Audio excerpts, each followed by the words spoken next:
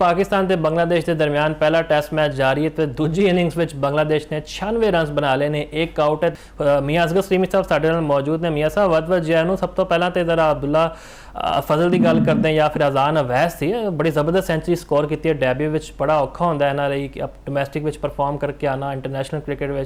तो नाल असीं अपने बॉलर्स का जिक्र करिए, वो बड़े घबराए नज़र आ रहे हैं। असीं शाहीन शाह अफरीदी ते मोहम्मद अब्बास ते हसन अली इन्हों को 130 उत्ते बॉल ही नहीं हो रही, बड़े शायकीन साढ़े परेशान ने, की कहोगे इस बारे च? जी मुफाज साहब, सब तो पहले तो अगर असीं टेस्ट की गलबात करिए, हाल ही तक जो गाना हकीकत यहो ही है कि बांग्लादेश का जो पलड़ा है ना वो भारी है। अजान अवैस की गलबात की जाए, उन्हें एक साबित किया है कि वो डोमैसटिक तो खेल के आया, परफॉर्म करके आया, टीम के चांस मिले और उन्हें जो गाना शानदार अपना कारकर्दगी का मुजाहरा करके अपना जो इंतखाब है वो भी दुरुस्त साबित किया है। मैं तुहानूं एक चीज़ दसदा हैगा वां कि जो अजान अवैस खेलने वास्ते आया सी, नाहीद राणा तुहानूं पता है कि उन्होंने तेज तरीन बॉलर है ने, 150 की स्पीड तो भी ज्यादा बॉल करते है।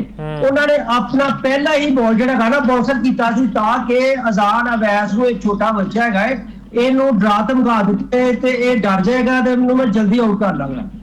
लेकिन अजान अवैस ने बड़ा जो गाना सफर का तहमुल का मुजाहरा किया और जो थोड़ा जहा सैट हो गया और वो फिर नाहीद राणा उन्हें एक ही ओवर के ऐसी पेनल्टी लाई कि जो गाना उन्होंने भी समझ आ गई कि बच्चा आसान नहीं है, ये बड़ा एक सॉलिड किस्म का प्लेयर है। मैं समझना मैं कि उन्हें अपने पहले ही मैच एक सेंचुरी की है। खेडा साडा जो प्रोग्राम है उन्हें वसादत के नाल जो गाना पाकिस्तान क्रिकेट टीम और अजान अवैस को असीं मुबारकबाद भी देने गए और इहदे नाल ही वो जो बड़े प्लेयर है 14 प्लेयर जोड़े गए जिन्होंने अपने पहले ही टेस्ट मैच में सेंचुरी बना ली, उन्होंने ये भी शामिल हो गए ने। लेकिन थोड़ा जा मैं जिक्र करांगा कि हमेशा मैं कहना ना बड़ा जो प्लेयर है ना पहले 50 का सोचता है फिर 100 का सोचता है। लेकिन अजान अवैस ने भी जो सेंचुरी की 103 से आउट हो गया। अजान अवैस को उस वक्त चाहिए कि 130 35 40 का टारगेट सैट करता, 150 का करता, 200 की तरफ जाने की कोशिश करता। जेडे एक बड़ा प्लेयर जो होंगे ना जो ग्रेट प्लेयर कहते हैं उनकी जी खूबी यही होंगी है कि वो एक जगह पे रुक नहीं जाता है, उनकी जी सोच होंगी है अगे तो अगे होंगी है।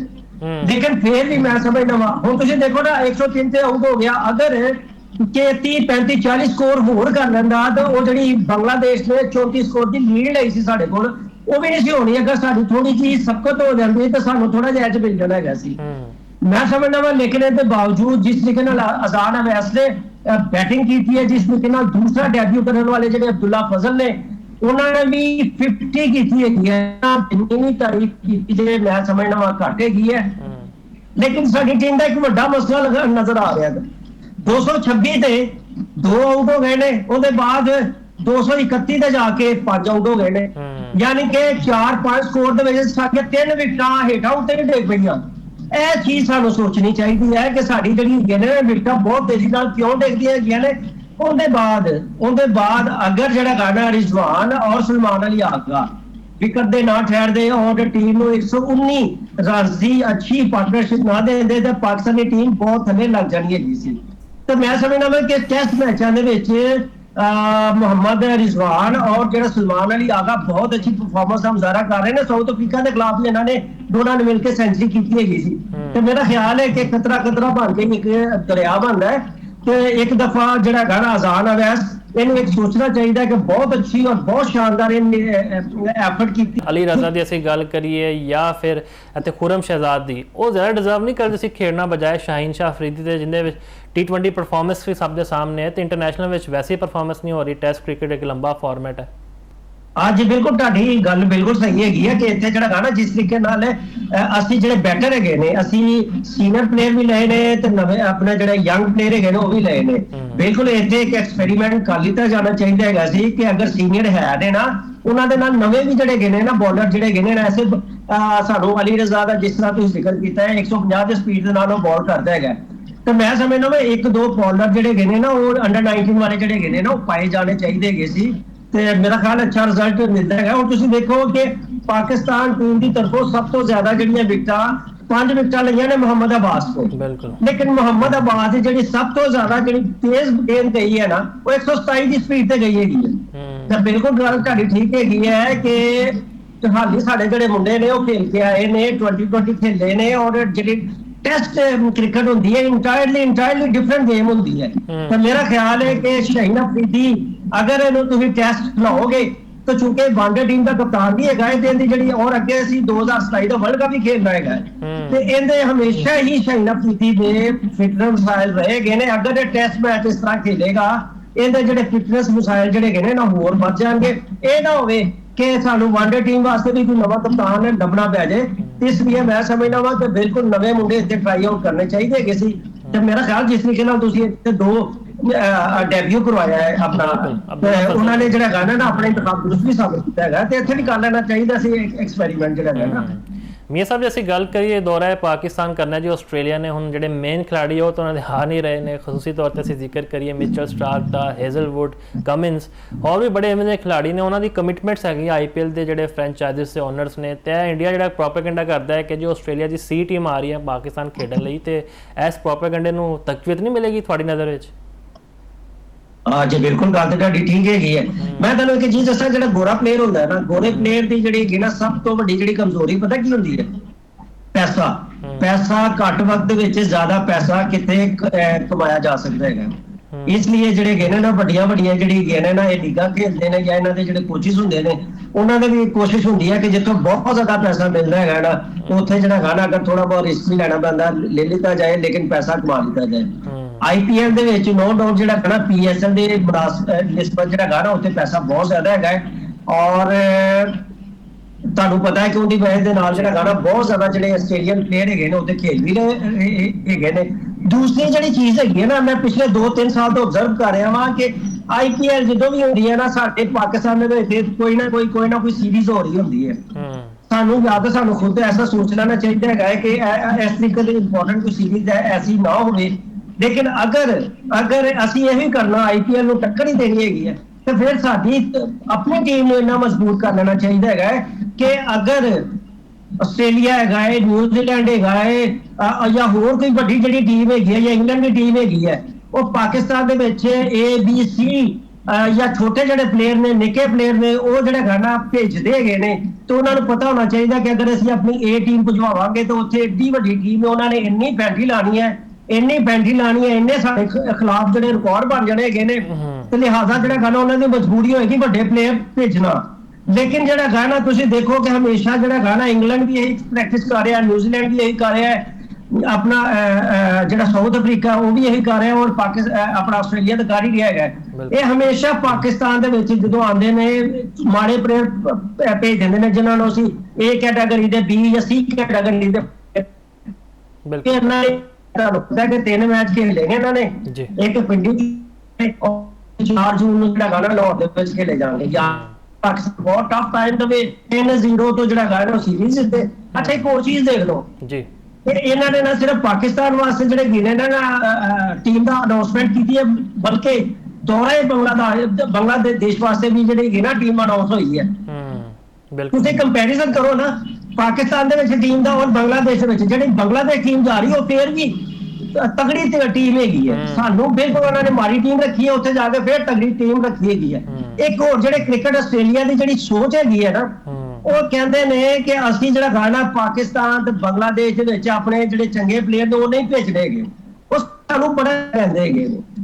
ਉਹਦੀ ਵਜ੍ਹਾ ਦੇ ਨਾਲ ਮੇਰਾ ਖਿਆਲ ਹੈ ਕਿ ਕਮ ਸੇ ਕਮ ਪਾਕਿਸਤਾਨ ਨੂੰ ਵੀ ਸੋਚਣਾ ਚਾਹੀਦਾ, PCB ਦੇ ਜਿਹੜਾ ਥਿੰਕ ਟੈਂਕ ਹੈ ਉਹਨੂੰ ਵੀ ਸੋਚਣਾ ਚਾਹੀਦਾ ਔਰ ਸਾਡੇ ਜਿਹੜੇ ਕਹਿੰਦੇ ਨਾ ਸਾਡੇ ਪਲੇਅਰਾਂ ਨੂੰ ਵੀ ਸੋਚਣਾ ਚਾਹੀਦਾ ਕਿ ਬਈ ਅਗਰ ਮਾੜੀ ਟੀਮ ਆ ਗਈ ਹੈ ਤਾਂ ਮਾੜੀ ਦਾ ਫਿਰ ਐਸਾ ਅਸੀਂ ਅਸ਼ਰ ਕਰੀਏ ਕਿ ਇਹਨੂੰ ਇੱਕ ਦਫਾ ਨਾਨੀ ਯਾਦ ਆ ਜਾਏ ਕਿ ਬਈ ਨਹੀਂ ਇਹ ਬੜੇ ਡਾਢੇ ਲੋਕ ਹੈਗੇ ਨੇ, ਬੜੇ ਵੱਡੇ ਪਲੇਅਰ ਹੈਗੇ ਨੇ, ਇਹ ਬੜੀ ਫੈਂਸੀ ਲਾਉਂਦੇ ਹੈਗੇ ਤੇ ਮੇਰਾ ਖਿਆਲ ਹੈ ਫਿਰ ਇਸ ਤਰੀਕੇ ਨਾਲ ਅਸੀਂ ਵੀ ਜਿਹੜਾ ਗਾਣਾ ਉਹਨਾਂ ਨੂੰ ਸੋਚਣ ਨੂੰ ਮਜਬੂਰ ਕਰ ਸਕਦੇ ਹੈਗੇ ਆ ਕਿ ਆਪਣੀ ਵੱਡੀ ਟੀਮ ਭੇਜੋ ਬਈ। ਅਸੀਂ ਜਿਹੜੇ ਹੈਗੇ ਨਾ ਬੱਚੇ ਤੇ ਨਹੀਂ ਹੈਗੇ, ਅਸੀਂ ਕਾਕੇ ਨਹੀਂ ਹੈਗੇ ਕਿ ਤੁਸੀਂ ਸਾਡੇ ਨਾਲ ਛੋਟੇ ਨਿੱਕੇ ਬੋਲੇ ਪਲੇਅਰ ਭੇਜਦੇ ਹੈਗੇ ਤੇ। ਬਿਲਕੁਲ ਮੀਆਂ ਸਾਹਿਬ, ਇਹ ਤਾਂ ਦੌਰਾ ਆਸਟ੍ਰੇਲੀਆ ਅਸੀਂ ਗੱਲ ਕਰ ਲਈਏ ਤੇ ਇੱਥੇ ਬਾਬਰ ਆਜ਼ਮ ਦੀ ਵੀ ਗੱਲ ਕਰਦੇ ਆ ਕਿਉਂਕਿ ਪਤਾ ਹੈ ਕਰੰਟ ਸੀਰੀਜ਼ ਚੱਲਦੀ ਪਈ ਹੈ ਬੰਗਲਾਦੇਸ਼ ਦੇ ਖਿਲਾਫ ਤੇ ਕਿਹਾ ਜਾ ਰਿਹਾ ਕਿ ਬਾਬਰ ਹੁਣ ਬਿਲਕੁਲ ਫਿੱਟ ਹੋ ਗਏ ਨੇ ਤੇ ਦੂਜਾ ਟੈਸਟ ਮੈਚ ਖੇਡਣਗੇ ਤੇ ਇੱਥੇ ਸਵਾਲ ਤੇ ਬਣਦੇ ਨੇ ਕਿੰਨੀ ਜਗ੍ਹਾ ਖੇਡਣਗੇ, ਸਾਊਥ ਸ਼ਕੀਲ ਦੀ ਜਗ੍ਹਾ ਜਾਂ ਫਿਰ ਜਿਹੜੇ 2 ਡੈਬਿਊ ਕੀਤੇ ਖਿਡਾਰੀਆਂ ਨੇ ਦੋਵਾਂ ਨੇ ਪਰਫਾਰਮ ਕਰਤਾ ਹੈ। ਕਨਫਿਊਜ਼ਨ ਤੇ ਇੱਥੇ ਬਰਕਰਾਰ ਹੈ। ਆਪਣਾ ਮੁਫਾਜ਼ ਸਾਹਿਬ ਸਭ ਤੋਂ ਵੱਡਾ ਤੇ ਜਿਹੜਾ ਗਾਣਾ ਸਵਾਲ ਇਹ ਨਹੀਂ ਹੈਗਾ ਕਿ ਬਾਬਰ ਆਜ਼ਮ ਕਿਹੜੀ ਜਗ੍ਹਾ ਤੇ ਖੇਡੇਗਾ। ਇਹ ਜਿਹੜਾ ਢਾਕਾ ਟੈਸਟ ਹੋ ਰਿਹਾ ਹੈਗਾ ਨਾ ਉਹਨਾਂ ਜ਼ਿਕਰ ਜਿਹੜਾ ਗਾਣਾ ਟੈਸਟ ਦਾ ਨਹੀਂ ਹੋ ਰਿਹਾ ਜਿੰਨਾ ਬਾਬਰ ਆਜ਼ਮ ਦੀ ਇੰਜਰੀ ਦਾ ਹੋ ਰਿਹਾ। ਬਿਲਕੁਲ ਠੀਕ ਹੈ ਜੀ, ਰੌਲਾ ਪਿਆ ਹੈਗਾ ਕਿ ਬਾਬਰ ਆਜ਼ਮ ਜਿਹੜਾ ਹੈਗਾ ਨਾ, ਉਹ ਸਭ ਤੋਂ ਵੱਡੀ ਜਿਹੜੀ ਗੱਲ ਹੈਗੀ ਹੈ, ਜਿਹੜਾ ਬਾਇਆ ਘੁੱਟਣਾ ਹੈਗਾ ਨਾ, ਉਹਦੀ ਇੰਜਰੀ ਹੈਗੀ ਹੈ।